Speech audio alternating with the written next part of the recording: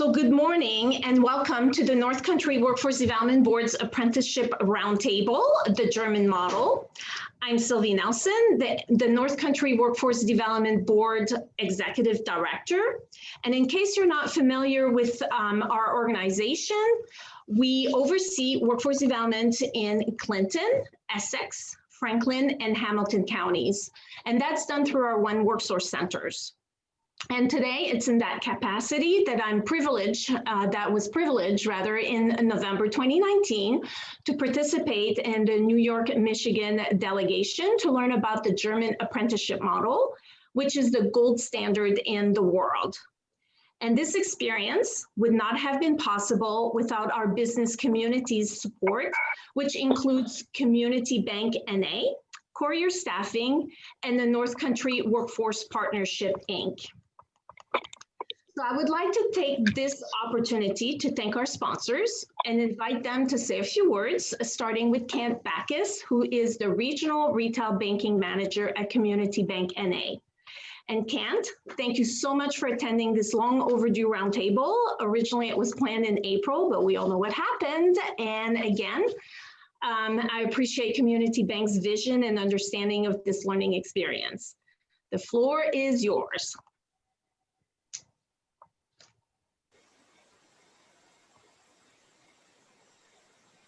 Can everybody hear me okay?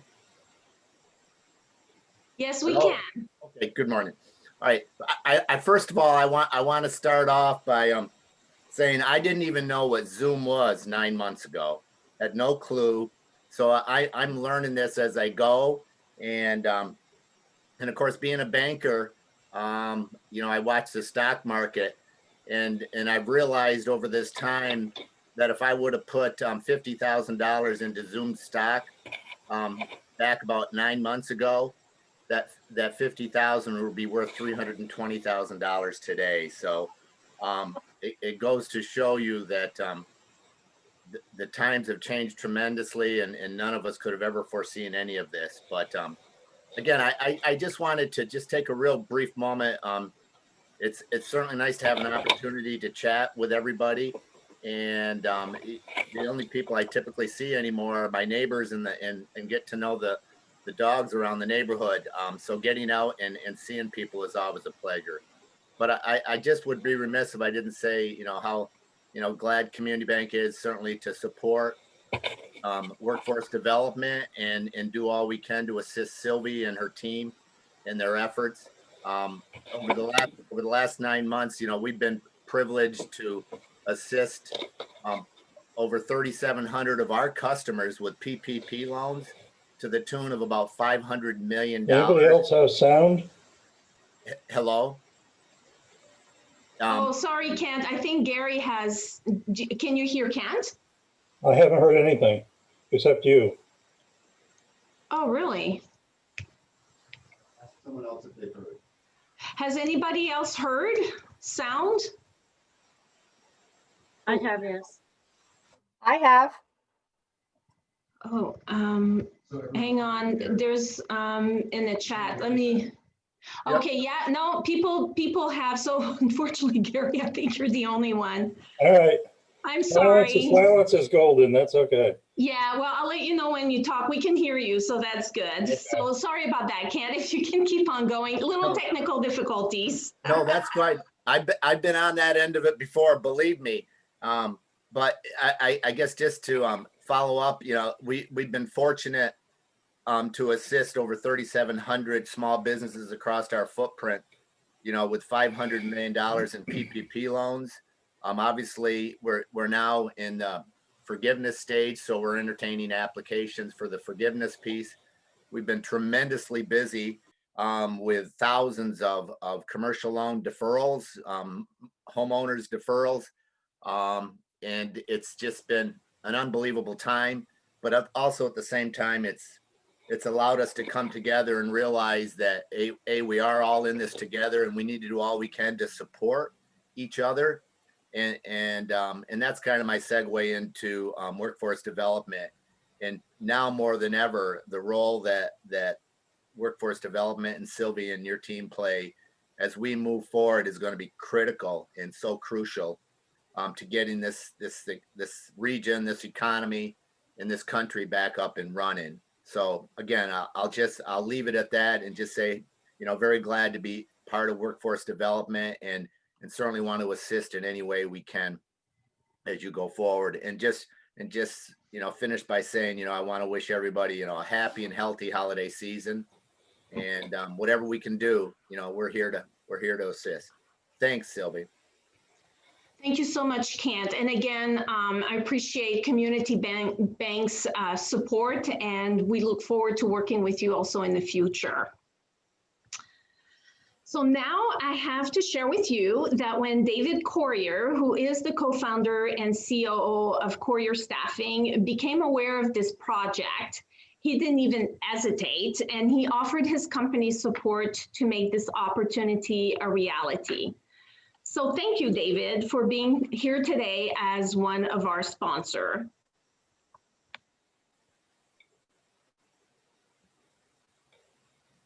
Unmute. Can you hear me? Yes, we can. First Thank you. First of all, thank you very much for the invitation to be here today to learn about everything that you experienced in Germany. This is really exciting for the North Country. We at Courier Staffing, as you might be aware, we are always interested in innovative programs, such as our RAMP program, which we developed in-house, but really any program in the North Country that seeks to improve the workforce, that seeks to improve our community. We're excited about that. We feel like it's the future of our region. We hope that you and other organizations reach out to us for support or cooperation, financial or otherwise. If you have programs, we're committed to this community. We have services that reach from Plattsburgh all the way to nearly Fort Drum. So we believe in everything that we're doing here in the North Country. We're supportive of your efforts, of course, Sylvie. And again, just happy to be here today. And I echo Kent's sentiments. I hope everybody has a happy and healthy holiday season. And looking forward to what you have to show us today. So thanks, David. And by you guys participating and sponsoring this endeavor, really you made one of my career's highlights. So I'm very appreciative of that.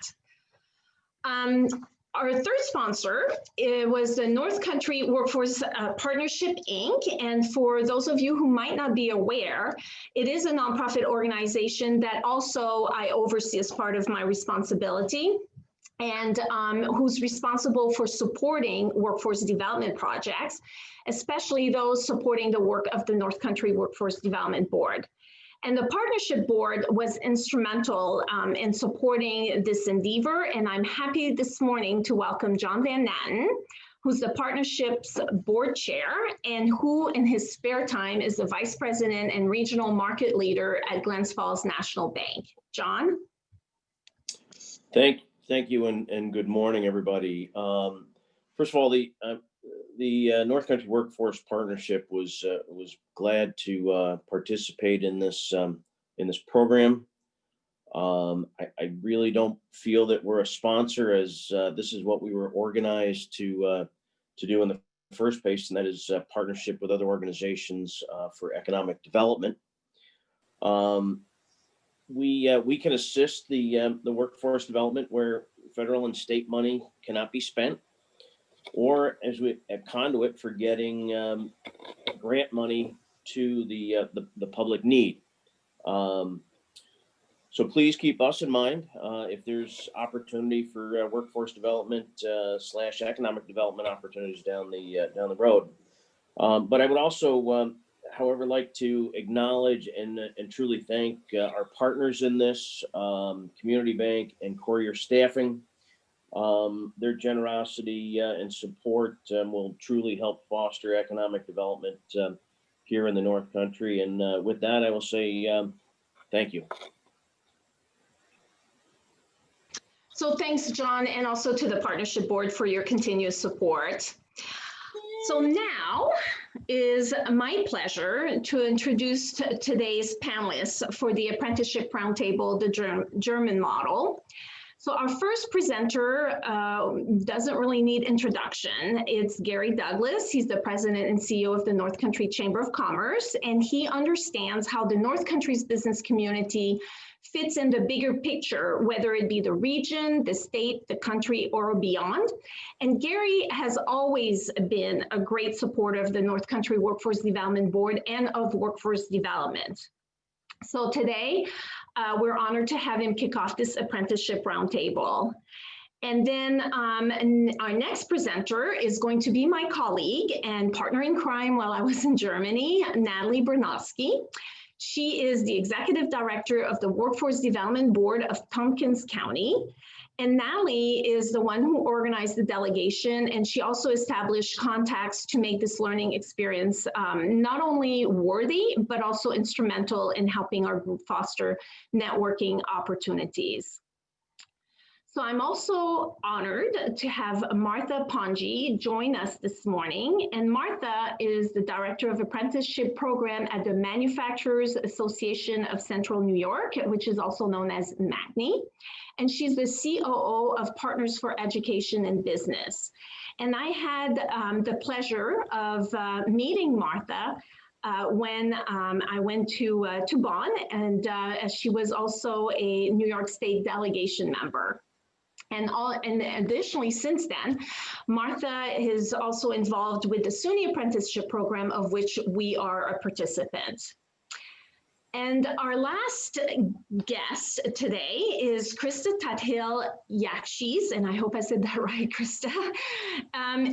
She is a strategy consultant with Globe One, and one of my favorite person in the world. And I met Krista when she was my now 17-year-old daughter's babysitter. So believe that or not, it's been a few years, but not that many. She's still very young. She just became a mother a few months ago, so congratulations. And since her early employment with our household, Krista has received a dual master's degree in public policy and international relations with the Hertie School of Governance in Germany, and with Syracuse University, and that was in 2015. So she moved to Germany in 2018, where she is now a strategy consultant with Globe One, and they focus on business strategy, communication, and branding management. So how did Krista and I reconnect? Well, thank you, Facebook. So when I was going to Germany, Krista saw my posting, there's no more secrets, and we were able to reconnect because she lives in that area where we were going, between Bonn and Cologne. So she was kind enough to share her experience living in Germany with our group, and I'm thrilled to have her join us today so that she can share her perspectives with you. So Gary, you're on. So thank you again for participating this morning, and the floor is yours. My pleasure. Am I live? Yes, you are. Warren Bennett will be very disappointed, but that's all right. Good morning, everybody. Danke, guten Morgen, meine Herren and meine Damen. Wie geht's? Lass uns anfangen. Let's get started. Actually, I don't share this with very many people, but I'm a product of an apprenticeship myself. Many years ago, in the midst of time, I apprenticed under John Benatin and John Bernardi, so that'll probably explain an awful lot to a lot of you. I don't share that with very many people for obvious reasons.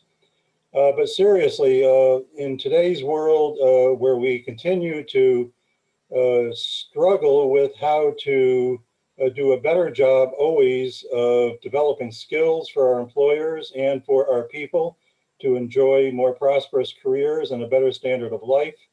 And that didn't go away with the pandemic. It continued. It's been exacerbated in some ways, but particularly here in the North Country, employment is growing. Employment remains strong, and particularly in the manufacturing sector, and those challenges remain. And so it's good to start returning to some of the ingredients that we need to be discussing and formulating going forward. Now, all discussions about apprenticeships are important in that context.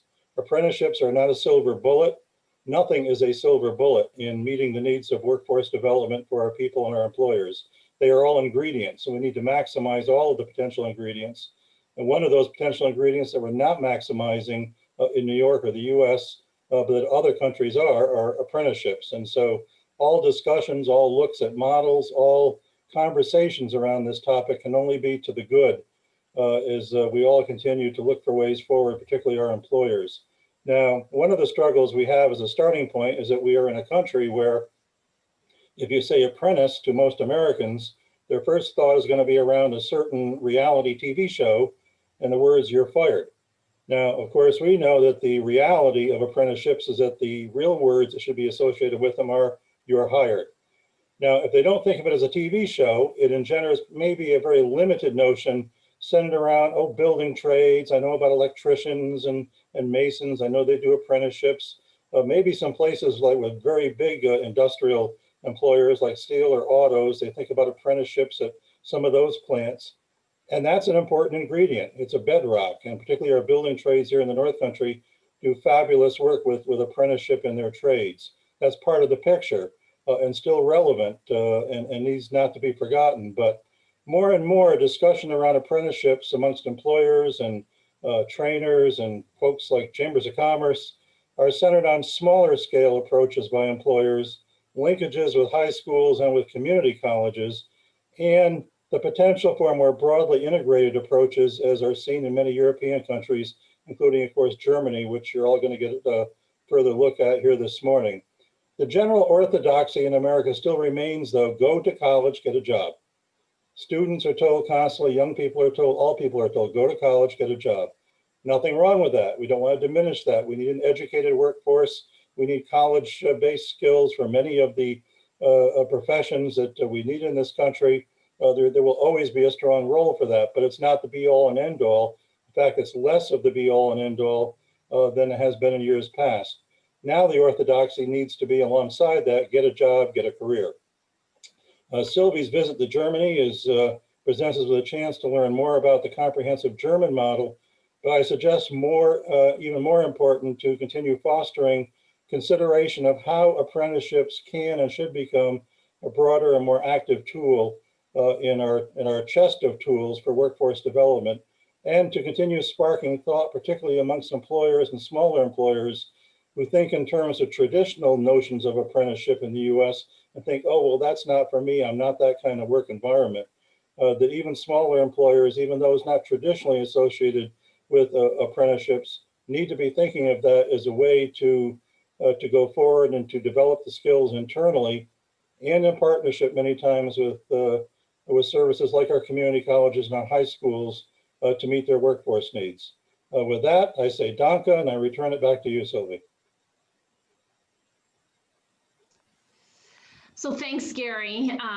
Always, your comments always are on target, and we appreciate you being with us this morning.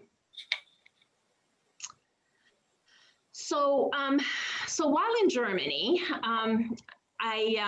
we learned about numerous aspects of apprenticeships, how they work, how they're implemented, how they are coordinated. And for this roundtable's purpose, what we decided to do was to focus on three. And that was the understanding of collaboration and knowledge sharing between the various stakeholders, connecting how key takeaways from this knowledge sharing experience can be implemented in the US, and then more specifically in New York State and the North Country. And then we'll also explore what the US is doing well with apprenticeship and the workplace. So let's go back to the beginning, shall we? So why Germany and why the North Country?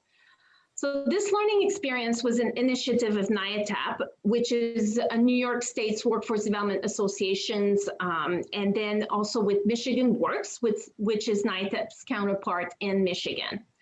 And the trip was designed for the delegation to learn best apprenticeship practices from the gold standard in the world, which, as you know by now, is Germany. And thanks to the North Country Workforce Development Board's involvement with NIATAP, we were asked to participate so that we could bring a rural perspective of workforce development to the delegation.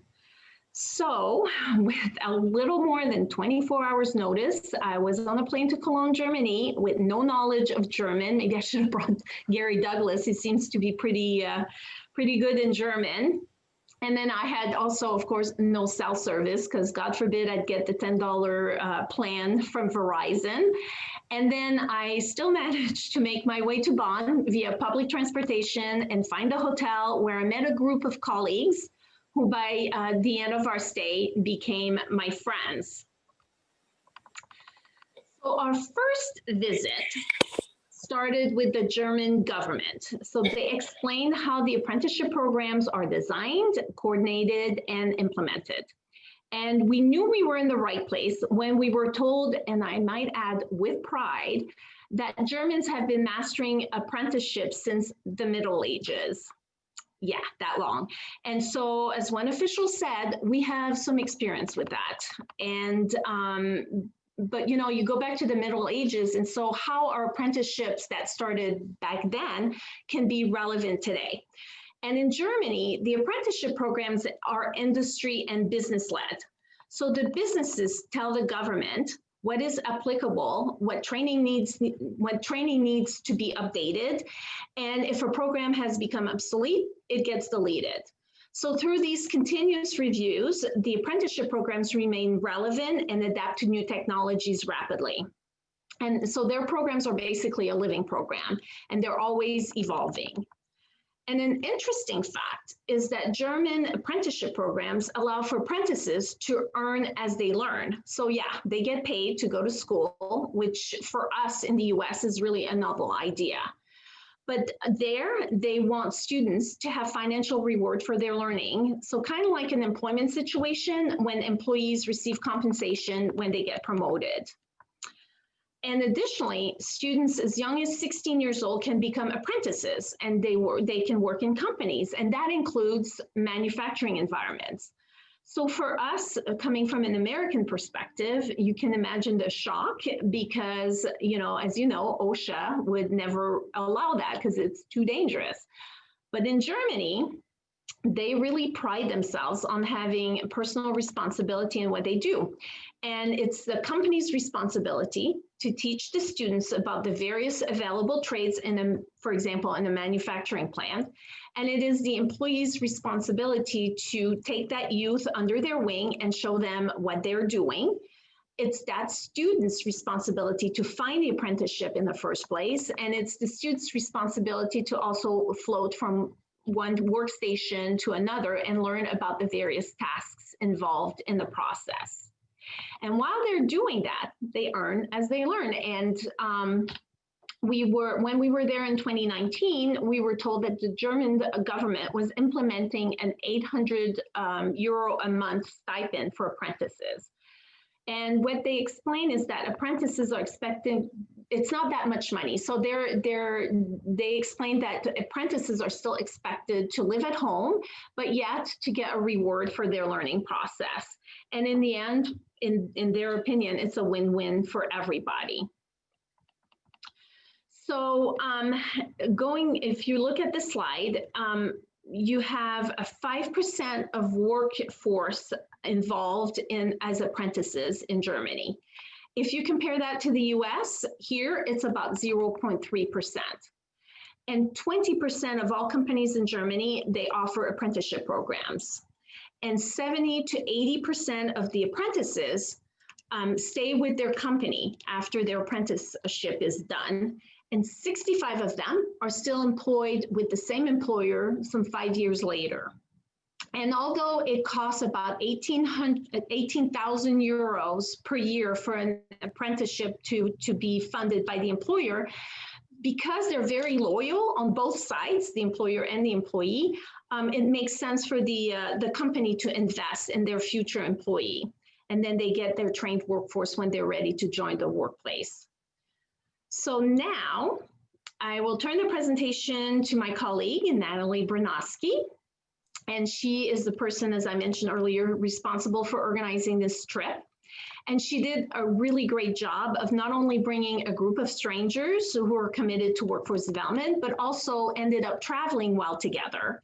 And throughout our trips, she managed meeting cancellations or rescheduling, navigating the German public transportation system with us and our heavy suitcases, juggle dinner reservations, and I could go on. But thanks to her knowledge, networking abilities, and resourcefulness, this was done behind the scenes, and we never realized the challenges until recently. So Natalie, welcome, and please feel free to take it from there.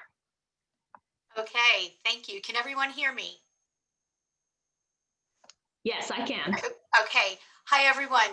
Thank you, Sylvie. My name's Natalie Bernosky. I am, at this moment in time, the Executive Director of the Tompkins County Workforce Development Board.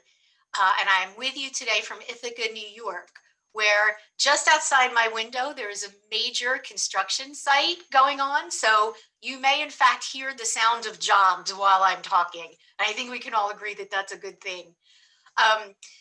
Sylvie has been very flattering, but the truth is, anytime you gather, 12 people to go anywhere, the event, week-long event, is a team effort, and there's always a risk. We had a 2-state delegation on this visit, so half of us were from the state of New York, the other half were from Michigan.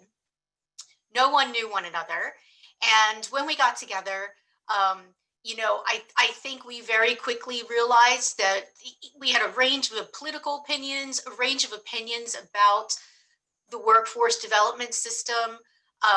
We were all at different levels of our own employment, and we approached this moment as representing workforce development and really trying to get some answers from a really stellar example on the global stage.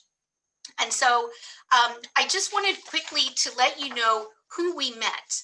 And we say this with gratitude and in friendship, because people really do welcome us with open arms. So the Embassy of the Federal Republic of Germany in Washington, D.C. was very supportive of this visit.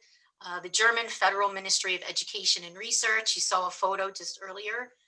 The German Federal Institute for Vocational Education and Training, the German Office for International Cooperation, the Institute of Labor Economics in Bonn, the Cologne Chamber of Commerce and Industry, which was a fascinating visit, the Cologne District Government, so the city government of Cologne, Euro Apprentice, the Rheingisch Academy in Cologne, the City of Cologne government, Cologne Messe, which is an absolutely huge event and convention center for the Cologne region, Incubate, which is a digital incubation hub that is placed within that event space, Stymel Machine Pump and Centrifuge Engineering, which you're going to be hearing a lot about in a moment, the Hotel Krone, the Hilton Bonn, the Hilton Cologne, and Cologne Tourismus, which is the tourism entity. I have to tell you that we had events that were scheduled, and we had moments of serendipity as well. So I think the most important part of the entire week was that we got to talk directly with apprentices, about their experience. I'll just take a moment to explain this slide. We were in Germany and the federal government location, starting off in Bonn. And we were there at a moment when actually there was a substantial public policy proposal that was being put forward by the German government to increase the quality of apprenticeships. So just when you thought they couldn't get any better. So while we were there, we heard from the federal government about there was being put in place a new minimum wage for apprentices. That would be roughly the equivalent of $600 per month USD, 500 euros per month. Some of the other issues that were being explored were investments in updating, the physical location of apprenticeships, machinery, and other sort of like physical tools that were required for the training experience. The new law would also focus on how to develop what the Germans call VET, as you're seeing on this slide, Vocational Education and Training System, improvement of standards. The occupations that are on the apprenticeships list for the Vocational Education and Training System are thoroughly reviewed every 2 years by the federal government. So this is not a list that is stagnant. This is very much a living list. And the idea is to keep those apprenticeship opportunities modern and current for the economy. There's a great amount of coordination with social partners, local governments, and local unions. There was also additional investments being made in the education piece. So as you can see here, 70% of the vocation and educational and training in Germany takes place within the company.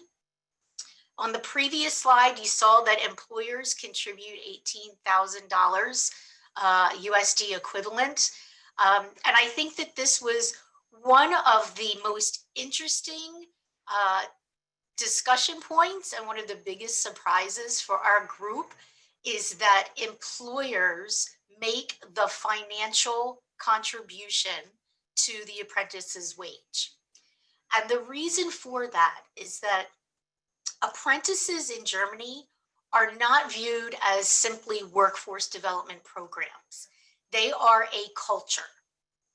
And the businesses that we heard about and the ones that we talked with saw this as a return on investment. So they very happily pay the wage. And they also understand that they are going to continue to see more apprentices. There is an acknowledgement that they are training apprentices that may go on to other employers. But on the world stage, there was an agreement, particularly amongst industry, that this is actually a good thing for Germany as a country. So the investment is made by employers, and that keeps those businesses competitive internationally, which was a fascinating sort of line of conversation, a common thread that we heard throughout the week. The vocational school element is very interesting. So local governments in Germany oversee the vocational schools. And I know that we have some former apprenticeship participants with us today, so they can clarify anything that I'm not getting right. And this was very interesting to us as well. We had the opportunity to visit some local schools and to understand what I would call kind of a complicated funding model, not unlike our own here in the States. So we'll go on to the next slide.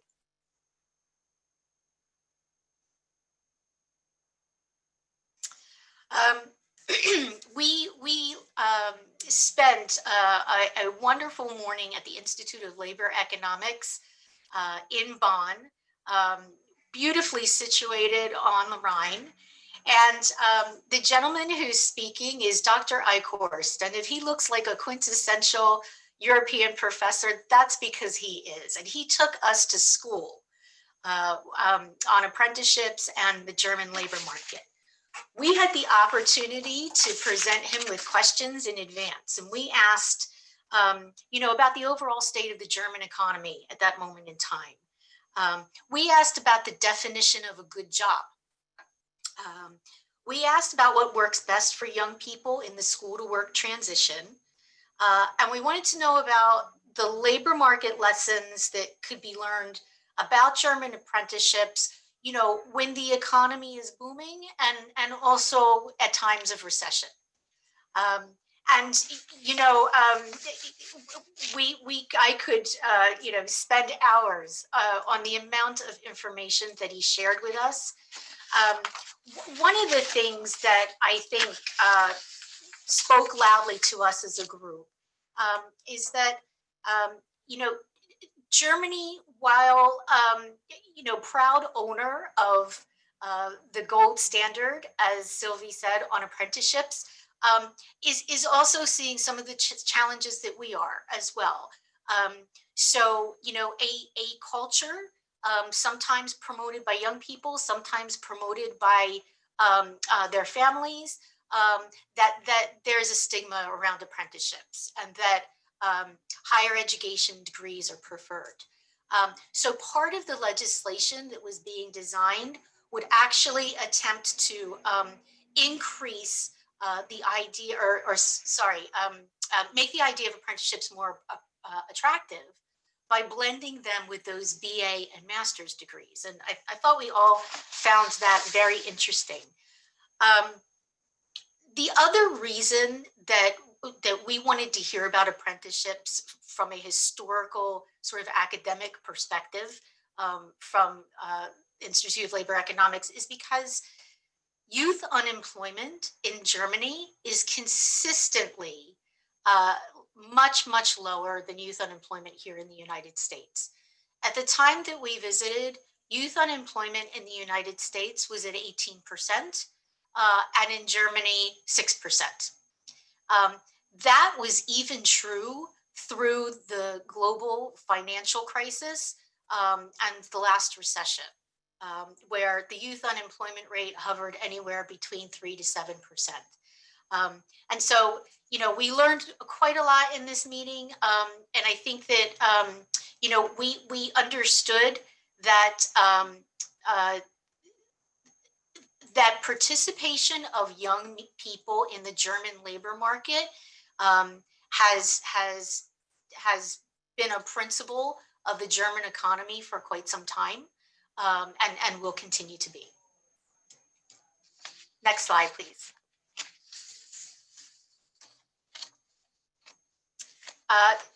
Now, is this still me, Sylvie? Just checking.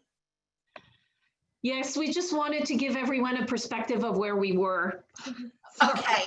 Yeah, so we spent the first half of our week in Bonn with federal government and academics, and then we hopped the train and went to Cologne to see all of this, to see this made real.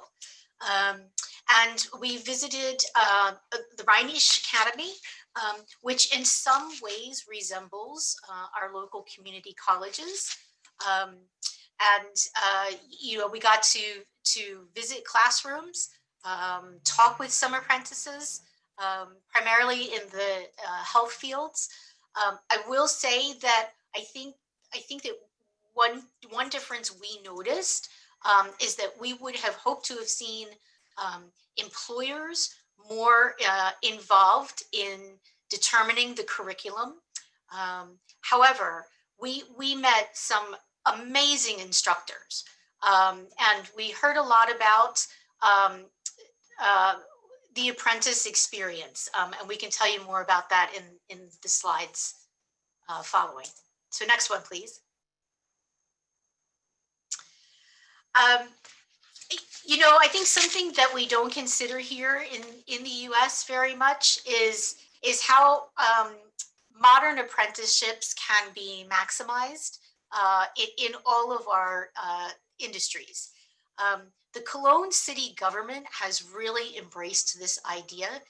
And so at Cologne Messe, we had the opportunity to talk with Incubate and 3 just lovely apprentices that were involved in events and career management, in software development, and to hear sort of like the philosophy of how a city government brings apprentices on. So you can see the numbers here: 6,000 applicants. 6,000 people applied to be an apprentice with the city of Cologne. And really this was, you know, across many types of occupations. So everything from, you know, the highway department and recycling to administrative tasks. And like I said earlier, event management, computer coding. We had a very long list of occupations that we heard about, and a lot of enthusiasm. So I will say that each of the 3 young people that you see seated here took very different paths. And the next slide in just a moment is about the German education system. But every one of these young people decided after their apprenticeship to go forward with a BA or master's degree, which we all found really, really interesting. So the apprenticeship really is seen as a starting point for continued learning. Next slide, please. The German education system. So I'm hoping that that Krista and Reich can explain some of this, because I'm still a little bit confused, to be totally honest. But you know, we heard quite a bit about the options that young people have upon entering, you know, what we would consider here in the United States to be high school. And the very interesting thing is that whether you choose an academic track or whether you choose a vocational track, there is now, as we understand from Cologne, greater flexibility to move within those tracks. So if you decide at an early age to choose one of these tracks, the gymnasium or one of the others, you can actually move and say, actually, I don't think this is the right place for me. And there is that flexibility. But decisions are made early. And I think that every apprentice that we talk to throughout the week, I would say at least 10 across 5 different industries, was able to move in between these tracks before actually starting an apprenticeship. So we'll hear a little bit more about that in a moment. Next slide, please. And here's the lovely Martha. So I'll turn things back over to Sylvie. Yes. So thanks, Natalie. This is very informative. And I think from my perspective, I was just amazed on how you can go from one school to another. All the credentials are integrated. And so therefore, you know, whether you start in one or the other, you can move around. And in the end, you still have your credentials after graduation. That's right. So it's very fluid, and it's really great for that. So Martha, as I said earlier, I had the pleasure of meeting her in Bonn, and since then I'm very fortunate to be working with her on some projects, including the SUNY Apprenticeship Program, which she'll be highlighting as part of her presentation. So Martha, thank you so much for joining us this morning. Thanks for inviting me, Sylvie, and it's great to see you again, Natalie, as well. As Sylvie said, I work for an organization called the Manufacturers Association of Central New York, known as MACNY. And my organization was the first organization in New York State outside of union trades to become a sponsor of registered apprenticeship on behalf of small, medium-sized companies all across the state.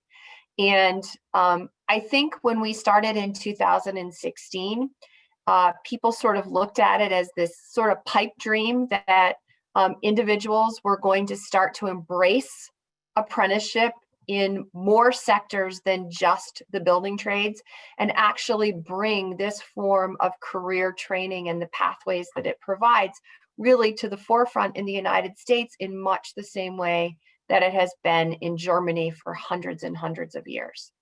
So one of the things that I look at when I try to do a comparison between the United States and in Germany is this. We were able to visit an organization called Steimel, which was a manufacturer, and they had apprentices that were there. But during our visit, I think we all were sort of like looking around because there was this very young boy on the floor. We all assumed that he was the son of one of the individuals who ran this organization because it was during a school break. And, you know, and again, he was in the 8th grade.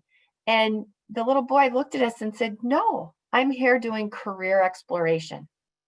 And I think that was my first like aha moment where I said, one of the reasons that apprenticeship is so widely recognized across Germany is that students start to learn about careers as young as, 7th and 8th grade, and they're encouraged not just to learn about them in the classroom, but to actually learn about them in places of employment. And I think that there's a lot of value in that we as Americans can understand, because we often send our own children off to college and they go, I have no idea what I want to be. Well, because we've never seen it before. These children are seeing firsthand what the possibilities of their employment can actually be. I think as a country, we are starting to embrace this idea as we see student debt rise, as we see the number of youth who are disengaged from academics and from employment as they move forward. And I think that this is just really, really remarkable. In Germany, I think, again, one of the things that makes it such an impressive model is that it is not looked upon as an opportunity to become part of what I would call traditional blue collar trades, but apprenticeship is looked upon as a pathway to a career. And just because my pathway is a bit different than the person who stands next to me at work does not mean it's any less of a pathway. It means it was a better way for me to learn, and it was an opportunity for me as an employee to start getting on-the-job training coupled with academia as I started to move forward. So it was a learn and earn model. I was paid a little bit less as I started, but my career pathway is the same as those individuals who are going on to become professionals in many trades. And personally, I look at this because there's a gentleman that I work with in New Jersey who came from Germany, and he helps to run an apprenticeship program here in the States through the New Jersey Institute of Technology. And it is very interesting to learn that he went to school to be a finance major, and it was an apprenticeship program. Yet he worked alongside individuals who had BAs and master's degrees in finance from German universities. They had just arrived at the same point via different pathways. In Germany, generally apprentices go to school for a short period of time before they ever step foot in their employer's pathway. In the US, we do things a bit differently in the sense that we do allow academics to be front-loaded in a program, but we also allow our businesses to do more and to decide how and what our individuals are going to be learned. So in Germany, it's a bit more consistent that the academics that people are getting are the same across a certain trade.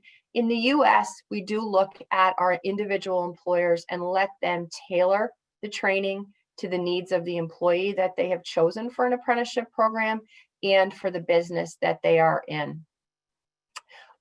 In the US, apprentices are responsible for their own employment, but only because they are hired independently and they become employees of a company before they become apprentices. So again, our process is just a bit backwards from what the German model looks like, but our results are going to be very, very similar. We can go to the next slide. One of the ways that I think we know that apprenticeship is starting to become much more mainstream is when academic institutions like the State University of New York decide this is a venue that I want to play in. I think as I look at my students that are coming to school and to get an education, that there are many who would be more successful if they were allowed to do on-the-job training as a portion of their academic studies. And we are seeing very widespread in the SUNY system that not only is this in traditional areas such as manufacturing, but we're also seeing now automotive technology. We are seeing a lot of IT trades that have traditionally been four-year degrees data analytics, software development, network administrators, becoming apprenticeable occupations that allow individuals with little or no skill to come in and learn that trade while they are working and have that academic information infused in their learning space. An apprenticeship, for all of you who maybe are wondering about what apprenticeship is, and maybe if you don't have a big long history with it, is it always has 5 tenets. One of them is that you always have to be an employee. No one can be an apprentice in the state of New York unless they are an employee of an organization. Number 2, on-the-job training has to account for approximately 2,000 hours of employment per year. Academics have to be 144 hours of related technical instruction per year, which equates basically to about 2 3-credit college classes and or a 1-year certificate and or a portion of a 2-year degree, depending on which way a student goes. There has to be an increase in wage. As an employee learns more, they need to be able to earn more. And that is negotiated between an apprentice and their employer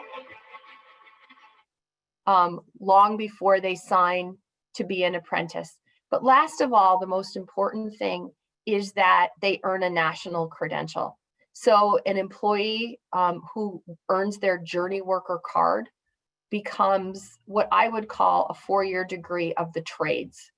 And that national credential allows them to travel anywhere in the United States and say, I have the expertise and the academics, not only to do the job that you're asking me to do today, but to grow in that position and become a more valuable person at your place of employment.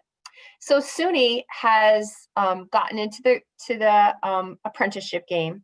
Their main focus is on providing related technical instruction, which is how someone like me comes together to work with them. As I said, my organization sponsors apprenticeship programs, meaning that instead of an individual company going to the Department of Labor and registering a program, they come to an organization like mine, MACNY, and they say, I'd like to participate in a group program. I'd like to participate with other organizations that are doing the same type of training that I'm doing, because I believe that this provides me with more support from other employers, and it provides my employees more support because there's a cohort of individuals who are being trained to do particular jobs.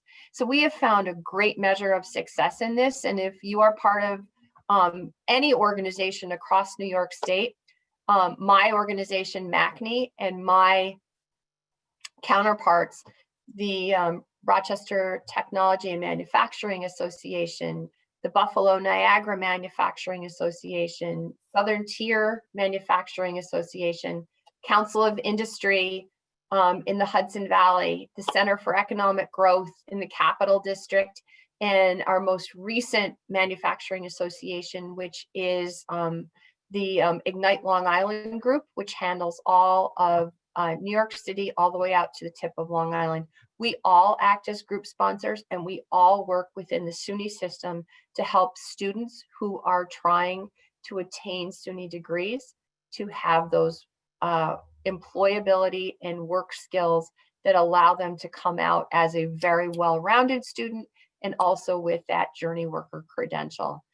When SUNY started, there was only one program, the SUNY Apprenticeship Program, and that was for advanced manufacturing, IT, and cybersecurity. They also had one organization in the Albany district that was associated with healthcare, which was Schenectady Community College.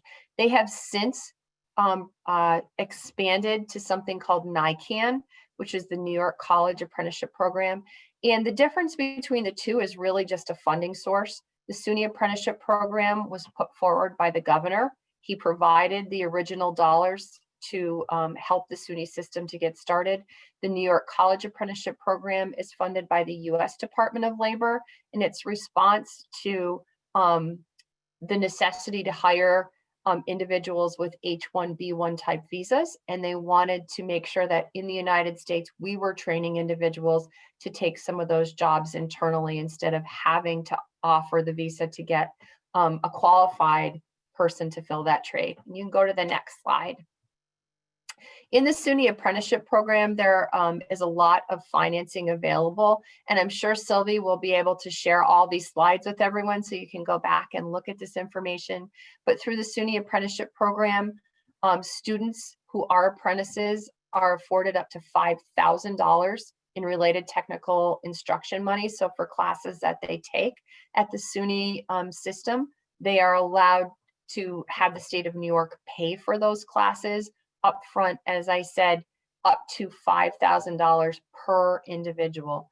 For organizations that are just maybe trying out apprenticeship and haven't decided to register formally, there is some pre-apprenticeship training dollars that are available. It's only $500, but it's meant to give people sort of just a look, a taste. Is this something that I want to do? The lead partners are Mohawk Valley Community College, which is in the Rome and Utica area, in SUNY Schenectady in the Capital District. We can go to the next as well.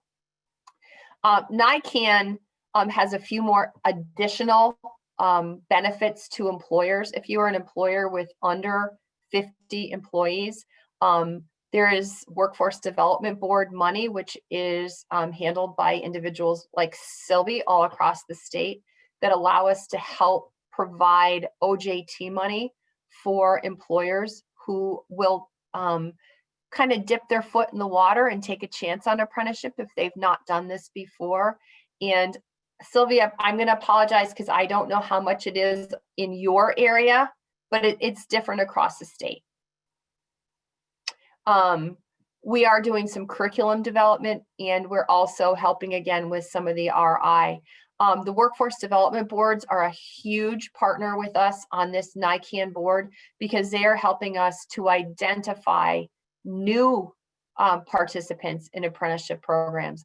If you work with any employer across the state, and I don't care whether you are looking at traditional manufacturing or you're looking at IT, cybersecurity, if you're looking at any technical career, you will find that an employer's biggest pain point is where am I going to get my next employee and how am I going to train them to do a job that is going to change from day to day, from month to month, and from year to year. An apprenticeship is a way of doing that. And with these two grants, we are greatly enhanced in our ability to help move people from where they are to where they need to be and to provide financial supports to those companies who are willing to help us do that. We're going to move to the next slide. For the SUNY apprenticeship program, Denise Zieske, who is the Director of Workforce Development for the Office of Community Colleges and the Education Pipeline, which is a huge title, is in charge of the dollars. But her two right-hand people are a woman called Mary Cohan and another called Jan Hennessy. Many of you might know Jan from her time at NIATEP, and Mary used to be in charge of training at Schenectady Community College. So that's really great too. I've included their website and their email address for questions that you might have. But for questions directly related to apprenticeship and how you might want to learn more about it, I've included my name and my contact information as well. And we are happy to answer questions and to show you, to be that intermediary, that help desk kind of person for companies that are really trying to decide, is this something that would benefit my company and my employees? And if so, how do I get started? That's what MACNY comes in and MACNY helps you do. And again, we are doing this not only for our traditional manufacturing members, but our industry sector members like insurance companies, IT companies, software development. We were just recently asked to help support the dairy industry as they start to grow across New York State. And so we're moving into non-traditional fields, childcare. Natalie has a group right in her area that is sponsoring apprenticeship opportunities in early childhood education and childcare. We're doing it in banking. We're doing it all across. we really want to look at that German model, and we want to take those best practices and bring them to the US and really help to grow our workforce in the same great way that those Germans have been growing theirs for hundreds of years. So I appreciate your time, and I'm moving on to Krista and her husband, Reiki, who actually served as one of our interpreters while we went to Stimmel. And we were so fortunate to be able to spend our time, because we really did get an intimate view of what was going on, and it just broadened our knowledge, and they were a joy to have with us. So it was really a double whammy for us. So again, thanks very much. And if you have any questions, please don't hesitate to call. Thanks, Martha. We are going to share the presentation with everyone, so you will have that information included. And of course, if you misplace it, whatever, if you need to get in touch with Martha, I can certainly just contact me and I can put you in touch with her. So thank you so much for your overview, and also putting in perspective some of the differences between the German and American apprenticeship programs. It's very insightful. So now I am happy to welcome Krista Tatil-Yakshis. And again, I hope I'm saying this right. I'm sure you'll correct me, Krista, but it's wonderful having her participating in this roundtable today, because it meant so much for us to meet with her and Reich, her husband, when we were in Germany. And I also have to say that they took us, a small group of us, one evening to a dark, vaulted, out-of-the-way restaurant in Cologne, so we could experience drinking Kolsch and eating authentic German food. So that was really a great experience. And Reich has also agreed to share his experience with us, so he will be coming in after Krista's presentation. So Krista, thank you for taking some time out of your Adirondack vacation to be with us this morning. Hi, good morning, everyone. And thanks so much, Sylvie, for the invitation. I'm pleased to be here, and it's good to see all of you again.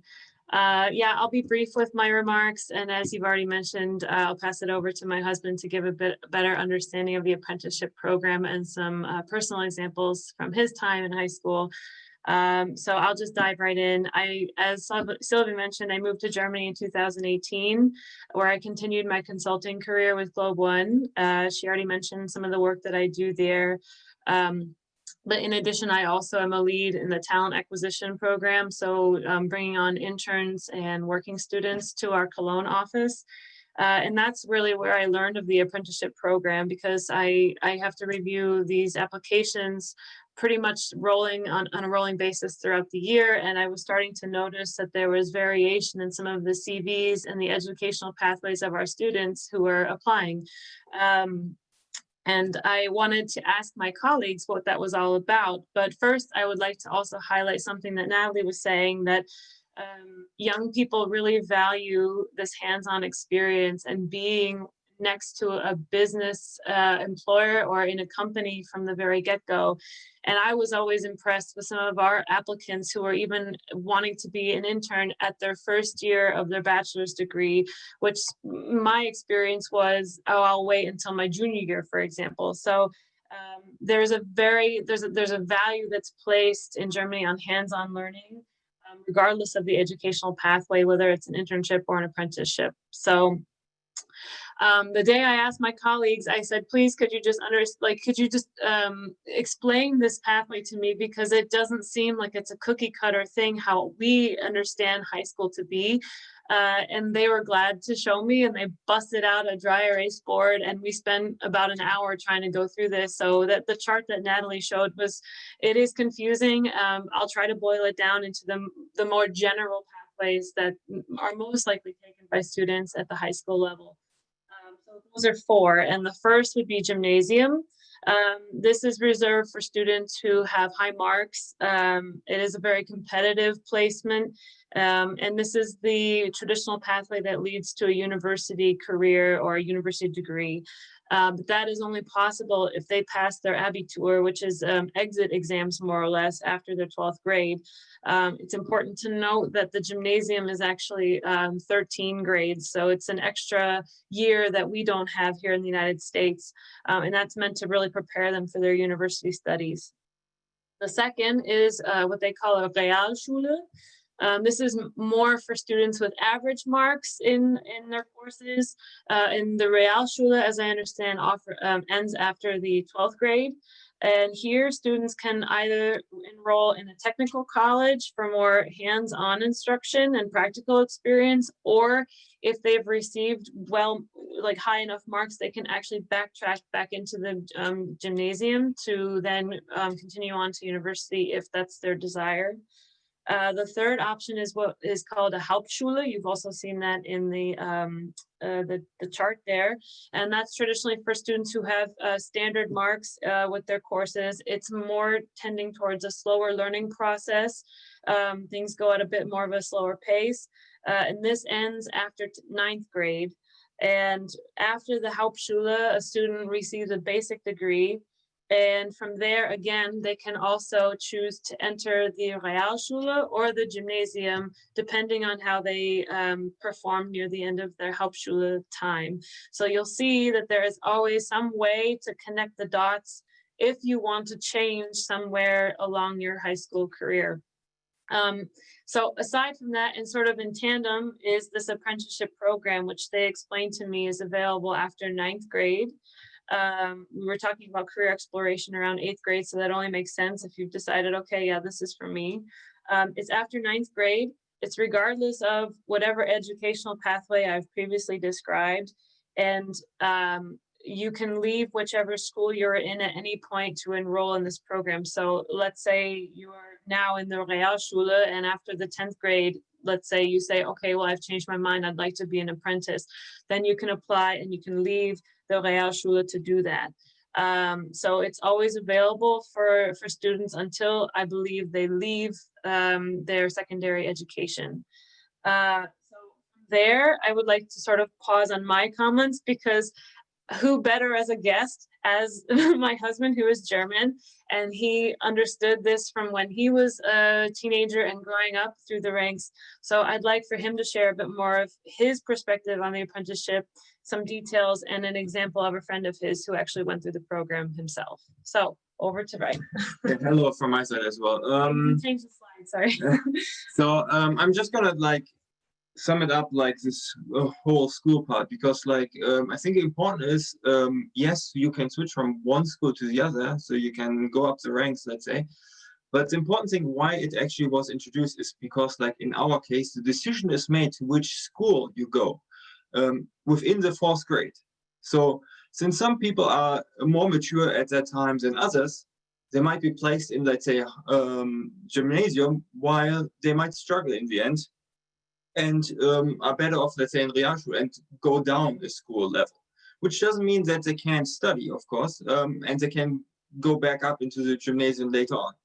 It's just how fast you're learning at a certain point of time in your life, or whether you struggle in your family life. That said, during the time since everybody does at least 9 years, you do have a phase, and it depends on the state where you're in Germany, that you are doing an internship. This can be at the place where your parents are working, or somewhere else where you would like, or you potentially would like to be an apprentice. Most of the time, schools encourage you to do so. And this is then a time frame of 2 to 4 weeks where the school is closing for this class, and the students are actually going to their particular workplace.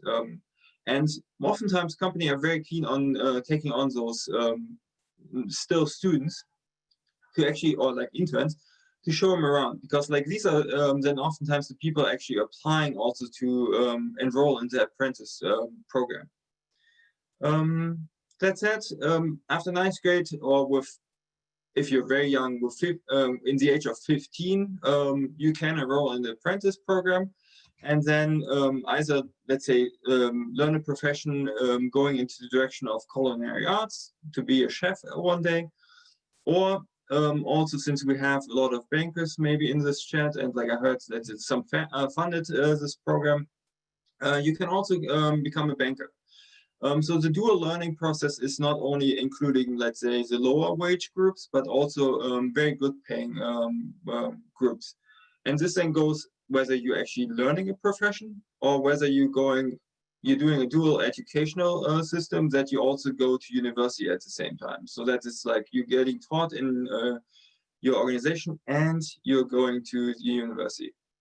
That said, most of the time the program is around about 3 years long, depending whether you go for if you go for a bachelor degree, it's of course longer depending on how many semesters you're taking and how many classes you need to pass. But like the regular non-study apprenticeship program is oftentimes 3 years long. That said, so how it is then, let's say in terms of culinary arts, as I said before, it's a learned profession in our case. It's not somewhere you go to university or college to learn it. So it's really just within a company. And to actually be able to offer an apprenticeship, you need somebody out of your organization. So in this case, let's say a restaurant needs to be able to actually teach a young apprentice. You have to be therefore certified as a teacher or instructor. You can get that on a local level, and you have then, or your company has to enroll also in the educational path, so that they have the ability to send their apprentice to the vocational school in the region. And they will pay for them, as we heard before, also a decent salary, and also for this, they will also pay for the school itself. Important is in this case that somebody who goes for culinary arts doesn't just like learn how to cook, how to design a dish, or like how to present it. No, he also learns actually further things like regular social science, also math in school, and is also like taught how to like interact with clients, how to set the table, for example, how to greet somebody, how to do the bookwork, how to calculate like how much you're charging for a dish. So all of this is like also done in the school. So the program there for the school is given like, or is designed by the, Germany as a nation. So it's centralized from Berlin, while the states on the local level are then taking this handbook and bringing it down to their own level. So like, because they might have in the region, like, let's say, okay, in terms of restaurants, it's hard, but let's say hotels, they have like them focus on a specific target group. They might teach something more extensive and other things a little less, while still like teaching the overall content required, so that it's comparable throughout the nation.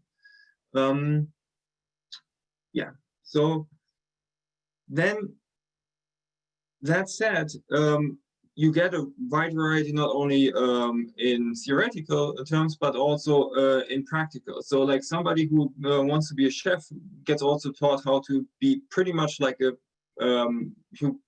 he could actually lead also a bakery, because like he gets taught all the, let's say, the things related to making dough and actually like baking it. And also like, let's say, desserts and so on and so forth, that you could like open a pastry store. So that is like, it's not only focused on the actual like small narrow paths he might be cooking in his restaurant. So let's say Greek or Italian cuisine, but it's like a wide variety of like how to handle an animal, how to butcher it, and so on and so forth. So like, because at the very end of their apprenticeship, they have to do a 6-hour practical test, in this case of a chef, and then also a 4-hour theoretical test. This they have to pass, otherwise they don't get the certificate that they're actually a certified cook. And in like in between of after each year, they have to pass some tests as well, practical and theoretical. That said, this is a learned profession without like actually a study. Like say a banker is most of the time somebody who finishes most of the time gymnasium or at least Realschule, did pretty well there, has good grades, and then is being taken on, goes into the bank, learns as a profession, and in the meantime, in like 2 or 3 days, goes to university and studies. Or they send them a full semester, and then during summertime, he or she works fully in the actual profession, the job, alongside with the colleagues. Yeah. So as you can see, like there's a lot of opportunities there, and especially since like when you finish to learn a profession, let's say you are a cook, you are certified. By that time, like your cooking license, let's say, or degree, allows you to go to university, which your normal school degree you earned previously might not allow you to do so. So in the end, you can go through the ranks, and like, as I said, like you might be a little bit slower developing, but you can still end up, even though you learned the profession as a cook, you could still end up being a professor one day, because you can go then to university, and then if you're good there, you could even go for a PhD. So there are a lot of pathways, and the easiest, of course, to do good in school and go through gymnasium and have good grades. But this doesn't determine that you're like better off than somebody who drops out after ninth grade. And I think this sums up my explanation. And thank you very much for listening.